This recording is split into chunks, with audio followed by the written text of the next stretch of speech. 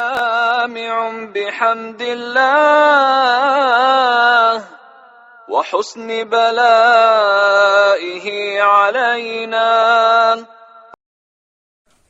السلام عليكم ورحمة الله وبركاته. اللهم صل وسلم وبارك على سيدنا محمد وعلى آله وصحبه أجمعين. ازيكم أحلى متابعين في الدنيا كلها، وحشتوني جدا جدا، يا رب تكونوا بخير. النهارده بقى فيديو جديد وفي يوم جديد، يا رب يجعله يوم سعيد عليا وعليكم وعلى كل الناس في الدنيا كلها، اللهم امين يا رب العالمين. كل سنة وانتم طيبين. ده مشتريات بقى ايه، شهر واحد جبت كده شوية حاجات من السوق. طبعا زي ما انتم عارفين عندنا كام يوم اجازه ورا بعض، فانا استغلتهم بقى وانا بودي ولادي الدروس. رحت رايحه السوق زي ما رحت ايه معاكم المره اللي فاتت، وقلنا على الحاجات من السوق بتبقى ارخص يعني نوعا ما كده شويه، بقيمه ربع او بتاع 20% كده من الايه المحلات عندي. فانا بحب استغل وانا في الدروس ناحيه السوق، بروح السوق بجيب منه شويه الحاجات. زي ما انتم شايفين بسم الله ما شاء الله اللهم بارك، جبت حاجات كتير. طبعا برجع في توك توك عشان الحاجه، فهتقولي لي يا سوسه طب ما انت بتدفعي تمن التوك توك هي هقول لك لا. ما بنقارن بين ده وبين دوت، بطلع برضو انا موفره، وعلى قد ما بنقدر بنحاول ان احنا نوفر في الميزانيه عشان نقدر نعيش ونقدر يعني نكفي احتياجاتنا في ظل الظروف اللي احنا شايفينها والاسعار ديت، بس الحمد لله. الاول قبل ما ابدا الفيديو، ولا اقول لكم على الاسعار ولا اقول لكم جبت ايه، لو اول مره تشوفيني دوسي اشتراك دلوقتي حالا وفعلي الجرس على الكل عشان يوصلك كل جديد، لان في شويه فيديوهات حلوه قوي ان شاء الله هتبسكوا بامر الله. ولو ما تعرفينيش، انا سالي، قناه اسرار المطبخ مع سوسه. قناتنا متنوعه، فيها جولات وفيها مشتريات وفيها روتينات وطبخات ووصفات واسرار وحاجات كتير كده. من الاخر مع سوسه مش تقدري تغمضي عينيكي. يلا دلوقتي انزلي اشتركي في القناه وفعلي الجرس على الكل، وحطي لي لايك حلو عشان الفيديو يوصل لاكبر عدد من المشاهدين. ولو انت من حبايبي ومتابعيني، اهلا وسهلا بيكم، منوريني دايما وبتفرحوني بكومنتاتكم، بجد بجد تسلم ايد كل واحده بتكتب كومنت حلو بتفرحني بيه، وربنا يكبر بخاطرها كده ويفرح قلبها زي ما بتكبروا بخاطري وتفرحوا قلبي بكومنتاتكم الجميله ديت. وبرده اللي ما بتكتبش يسلم ايديها برده، وربنا يديمكم ليا كده نعمه في حياتي. يلا بينا بقى نخش على المشتريات ونشوف جبنا ايه. اول حاجه انا رحت السوق، بقالي فتره انا ما عنديش كرومب اصلا في الفريزر، وبقالنا كتير جدا ما عملناهوش، والولاد كانوا طالبين مني، فما صدقت لقيته بقى الكرومب دوت. جبت الكرومبتين دولت، هروح لكم من الناحيه التانيه. جبت الكرومبتين دولت، بصوا ما شاء الله اهي، بصوا الواحده عامله ازاي. دي الواحده عامله 15 جنيه اهي، التانيه اهو انضفها لي عشان تدخل ايه في العربيه بتاعت السوق. عارفين طبعا متابعيني ان انا باخد معايا وانا رايحه السوق، باخد العربيه، ما بقدرش اشيل طبعا الحاجات دي كلها كده. فجبت الاتنين دولت، وزي ما احنا قلنا ان احنا نفرز نملى البيت بالخير، ونملى الفريزر بتاعك، ونعمل حساب رمضان ان شاء الله. كل سنه وانتم طيبين، ربنا يجعله رمضان سعيد علينا وعليكم يا رب وعلى المسلمين اجمعين، ويبلغنا رمضان لا فاقدين ولا مفقودين، اللهم امين يا رب العالمين. فاحنا من ضمن مشترياتنا بنعمل حسابنا في حاجات بسيطه زياده، كيسين بنشيله في الفريزر. يبقى انا مني بجيب حاجتي العاديه بتاعت الشهر ومليت الفريزر من غير لما احس. تمام، دي الحمله ايه او المبادره اللي احنا عاملينها بينا وبين بعضينا، عشان لو انت اول مره تشوفيني احنا كنا عملناها قبل كده. فانا جبت الكرومبتين دولت، هعمل ان شاء الله منهم حله حلوه هنعملها مع بعض، وهقول لك بس في فيديو الكرومب ازاي تقدري تشتري الكرومبايه ترمي معاكي ورق حلو وتعرفي تجيبيها، ما تخليش حد يضحك عليكي، طبعا لاخواتي العرايس الصغيرين. وهنشيل منها كيس او علبه في الفريزر كده ايه، ولا كاننا جبناها، يبقى انا كده فرست من غير ما احس. جبت كمان الخيار دوت ب10 جنيه، فجبت كيلو ونص، حلو جدا. انا عندي الخيار ب16 وب18 اهو. جبت كيلو ونص، ممكن نخلي منه شويه وممكن اخليه يعني لسه مش عارفه.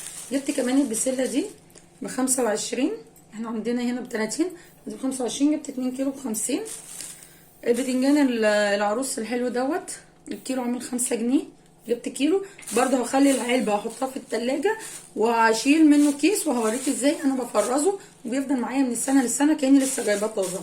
الطماطم بقى جبت دي الناشفه اهي ب7.5، جبت 2 كيلو ب15. بصوا ما شاء الله عامله ازاي، وكانت عنده مستويه، هي مش مستويه يعني، بس يعني هو حاططها مستويه بس هي حلوه اهي برضو جميله. الكيلو عامل 5 جنيه، فجبت دولت 6 كيلو ب30 جنيه، عشان انا ما عنديش اصلا صلصه خالص، وكمان هشيل منها برضو علبه او علبتين، واحده بالبصل واحده من غير، برضو في الفريزر من ضمن التفريزات رمضان. جبت كمان الاستفندي دوت، بصوا جميل ازاي، عامل 7.5، جبت 2 كيلو ب15. وجبت برضو الجزر عشان البسله، الكيلو ب5 جنيه، جبت كيلو. بصوا الحاجه منوره وصبحه وزي الفل ما شاء الله. البطاطس اهو ديت ب10 جنيه تحمير، جبت منها 4 كيلو ب40 جنيه.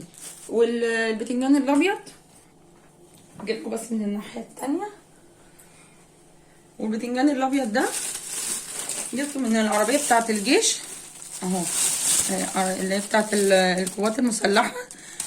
ديت الشنطه ب10 جنيه، فيها 2 كيلو ونص، فحلو جدا. كان فيها فلفل وفيها بتنجان رومي وحاجات، بس اسعارها مقاربه للسوق هي، انما البتنجان طبعا ايه السعر فارق عن السوق.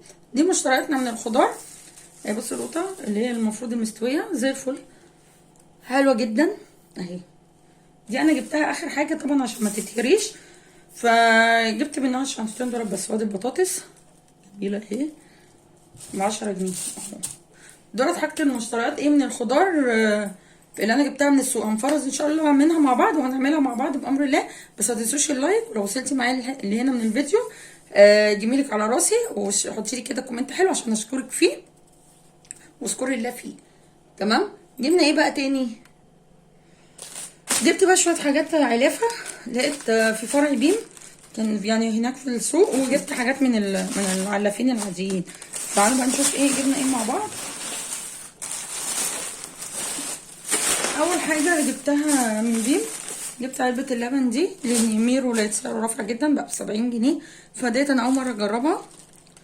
اسمها ايه؟ لاتيريا. مش عارفه لو حد فيكم جربها يقولوا لي في الكومنتات حلوه ولا لا. دي 250 جرام عامله 55، فهي يعتبر سعرها كويس. انا جبت واحده بستخدمه في المعجنات زي ما انتم عارفين، بستخدمه في بحط ساعات للنسكافيه، بحط منه على البشاميل، يعني عندي اساسي اللبن البودر دوت، فجبت العلبه دي. اوكي. وجبت كمان كيس الدقيق ده 22، انا عندي كيسين فجبت واحد بس كفايه. سعره برضو رفع، حاجه كلها سعرها رفعت، ربنا يرحمنا يا رب. جبت كمان علبه الجبنه ديت عامله 25، بس هي كلها اسطنبولي فجبت واحده بس. جبت المكرونه برضو، المكرونه سعرها رفع جدا اللي هي سايبه، وصلت ل 24 كمان. والاكياس برضو عدت، فانا لقيت الكيس دوت عامل 7 جنيه 350 جرام. انا عندي عند البيت ابو 7 جنيه 280 جرام اللي هي خطيره دي، فطبعا صغير جدا بيبقى علينا. فانا جبت ديت 350 جرام، فجبت منها كذا كيس. جبت دي اللي هي الخواتم، وجبت عصفور، وجبت الفرن اهي. ده بقى الفرن 4 عشان انا صراحه عندي الولاد بيحبوها وبستخدمها برضه في البشاميل. وجبت هديتين هي دي ماشي. دي الحاجات اللي انا جبتها من بيم. جبت بقى من العلافين عندنا، جبت نص لوبيا سعرها رفع جدا، وصلت ل 100 جنيه، فجبت نص كيلو برضو. هسلقها واشيلها، طبعا متابعيني عارفين بشيلها في الفريزر، بتنفعني لما اجي من الشغل لو ناويه اطبخ لوبيا او حاجه بطلعها على طول مع مثلا كيس التسبيكه على طول. بيبقى ايه يعتبر الاكل بالنسبه لي 3/4 بيبقى خلصان. فانا جبت نص كيلو منها، طبعا دي البلدي. ما تجيبي يعني ما تيجي تجيبيها تجيبي البلدي، ما تجيبيش المستورده. وان شاء الله في فيديو بقى الروتين لما نعمل حاجه المطبخ ونجهز كده الحاجه هقول لك ازاي تعرفي تفرقي بين البلدي وبين المستورده. طبعا الكلام لاخواتي العرايس الصغيرين. تمام. دي جبت نص كيلو، كيلو عامل 100 جنيه. والفاصوليا ب 80 جنيه، جبت برده نص كيلو. انا عندي ربع بس جبت نص لان احنا اصلا بنحبها، وبرده هتنفعني في الفريزر. هشيل منها علبه او اشيل كيس كده مسلوق هي واللوبيا، اشيلهم على جنب لوحدهم. دوت هيعتبر برده من تفريزات رمضان كده. خلي بالك ان انا بملى الفريزر بتاعي من غير لما احس، فرز من غير ما احس. جبت ربع عدس بجبه، وانا عندي علبه مليانه يعني فيها بتاع نص كيلو او اكتر شويه، فجبت برده ايه ربع. انا بالنسبه لي لما بجيب الحاجه وتبقى موجوده في البيت احسن ما تبقى الفلوس معايا بتروح كده ايه مني في اي حاجه. بشتري شويه حاجات كده ملهاش لازمه او حاجات عبيطه يعني بمعنى اصح. فانت برضو اعملي كده، عندك معاكي فلوس زياده وعندك حاجات باقيه، يا رب دايما يبقى بيوتنا عمرانه بالخير. جيبي شويه، جيبي حاجات تاني وشيليها. محدش ضامن الظروف بكره في ايه، محدش عارف، ممكن في يوم الميزانيه تخسر معاكي او اللهم صل على النبي، خاسته معاكي يعني كده. يبقى انت عندك الحاجه، حد جالك فجاه ضيف او اي حاجه، يوم نطره، يوم مش عارفه ايه، مش قادره تنزلي، تبقى عندك حاجتك في البيت. انا عن نفسي بعمل كده، يعني عندي الحاجه وبجيب تاني احسن ما تبقى الفلوس معايا. جبت كمان نص كيلو ذره فشار لان الولاد عندي بيحبوه، وطبعا احنا دلوقتي في حاجات كتير من السناكس كده احنا مقطعينها، فبالنسبه لي الفشار دوت بيفك ازمه ما يبقى الدنيا في حاجه حلوه ولا حاجه. الكيلو عامل 50 جنيه، فجبت نص كيلو ب 25. جبت كمان الرز، طبعا سعره رفع تاني، رفع، فدوت الكيلو عامل 31 السايب، فجبت منه، جبت 5 كيلو اهو. وانا عندي العلبة يعني فيها حوالي بتاع 3 كيلو برضو من الشهر اللي فات. جبت دولت 5، انا جبت كل كيلو ايه لوحده اهو. العدس الاصفر انا ما كانش عندي خالص، فجبت نص كيلو هنا، وجبت ربع لوحده هشيله دوت على جنب. جبت نص كيلو، بنستخدمه بقى في الكشري الاسكندراني، بعمل بيه شوربه العدس، طبعا احنا في الشتاء اللي بتحب الاكلات الدافيه دي. دوت الكيلو عامل 56، فانا جايبه نص كيلو 28، والربع دوت كان لوحده. تمام، دي الشنطه الاولى. تاني شنطه بقى جبت بقى رز الساعه، لقيته 35، فروحت جايبه منه كيسين. ده في محل تاني يعني غير المحل ده، بعد ما جبت دول جبت كيسين برضه، قلت ايه مش هيخسروا، ب 35 طبعا حلو، الساعه معروف. جبت كمان من المحل دوت برضه، لقيت المكرونه رويال ديت الاسباجيتي عامله الكيلو عامه عامل 27 الكيس كيلو، فجبت ايه منه كيس. وجبت كايرو ديت اللي هي الصغيره، واعملها مكرونه محمره بتنفع للكشري، برضو جبت منها كيس كيلو. وازازه الزيت ديت آلية عامله 60 جنيه، جبت واحده مع بقى بتوع التموين فبتسندني يعني. وجبت النوتيلا دي اللي هي الميكستيلا ديت ال 900 جرام، هو قال لي كيلو بس هو مكتوب عليها 900 جرام، عامله 85. جبت برضو للولاد واحده بيحبوها، تنفعني للفطار قوي. ولقيت عنده الجبنه الدومتي، انا ما شفتها كانت في بيم ب 35 اللي هي النص، فطبعا سعرها عالي جدا عليا، فلقيتها ديت عنده عامله 30 جنيه، جبت واحده برضو تاني مع التانيه دي. جبت كمان من عنده الشعريه السايبه، الكيلو كيلو المكرونه عنده السايبه ب 22، عامل عليها عرض، فجبت كيلو شعريه. وانا عندي برضو العلبه لسه فيها، بس انا الشعريه بتنفعني في الشعريه ام لبن، بعملها ساعات للولاد طبعا ومع الرز وكل دوت. وبما ان سعر الرز رفع، فانا بزود الكميه شويه بالشعريه. الاول كانت الاتنين زي بعض فما كانتش بتفرق، انما دلوقتي بقت الشعريه ارخص طبعا من الرز، فبنزود بيها الرز شويه. جبت كمان كيلو قلم برضو منها اهي، لان انا اصلا لما بعمل الصينيه البشاميل القالب البايركس بتاعي بياخد كيلو مكرونه بسم الله ما شاء الله، فهو يعني كيلو على بعضه ده كده تعتبر ايه مره للبشاميل، مره واحده بشاميل. وجبت كمان منه نص كيلو من دي اهي.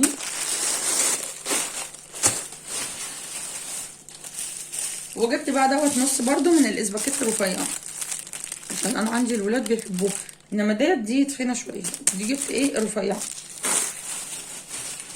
وجبت منه كاتشب برضو سعره رفع قوي، الاكياس بس دي كان بجنيه بقى بيتباع ب2 جنيه عندنا، فانا لقيته عنده بجنيه ونص، جبت منه 10 اكياس بس كده. دي الحاجات اللي انا جبتها. قولوا لي بقى رايكم في الاسعار، والاسعار حلوه ولا اتضحك عليا، واسعار الخضار كده تمام ولا ايه، وعندكم ارخص. ويا ريت لو حد يعني هيحط اسعار يقول لنا منطقه ايه عشان كلنا نستفيد، لو حد يعرف سوق معين او هايبر معين الاسعار فيه قليله يقول لنا موجود في منطقه ايه، كلنا نستفيد مع بعض بس. ودي الحاجات اللي انا جبتها، حبيت اشارككم واقول لكم على الاسعار، وقولوا لي نوع اللبن دوت حلو ولا لا لو حد يجربه. لا دي فرق بينه وبين ميرو 15 جنيه يعتبر، فانا قلت فرق كبير فهنجرب دوت نشوف، وانا لما اجربه ان شاء الله هقول لكم.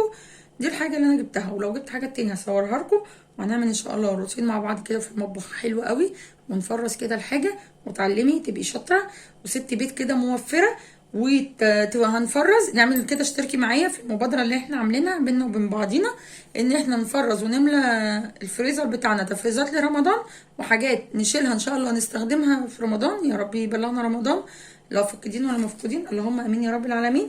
وفي نفس الوقت من غير لما اضغط نفسي بالفلوس جامد، او اقصر على ميزانيه بيتي الشهريه ولا الاسبوعيه على حسب، او ان انا ابقى مخنوقه منها. فانا لما اشيل الحاجات ديت حتى لو نص الحاجه بس اللي انا هبقى محتاجاها في رمضان شلتها، هيبقى باقي حاجات بسيطه، ويبقى الفلوس اللي معايا اجيب بيها اليميش وافرح نفسي وافرح ولادي من غير اي تاثير، ومن غير لما اضايق نفسي او ابقى مخنوقه. حاولي دايما يبقى جواكي الرضا، وافرحي وارضي بالحاجه اللي موجوده. نحمد ربنا على النعمه اللي احنا فيها. الحمد لله. ويا رب يا رب يديم علينا نعمه، ويملاها يجعل كده بيوتنا كلنا عمرانا بالخير، اللهم امين يا رب العالمين. هتوحشوني جدا جدا، واستنوني بقى في فيديو جديد. وما تنسوش اللايك واشتراك لو لسه ما اشتركتيش، وكومنت حلو زي كده. واسيبكم في رعايه الله. السلام عليكم ورحمه الله وبركاته.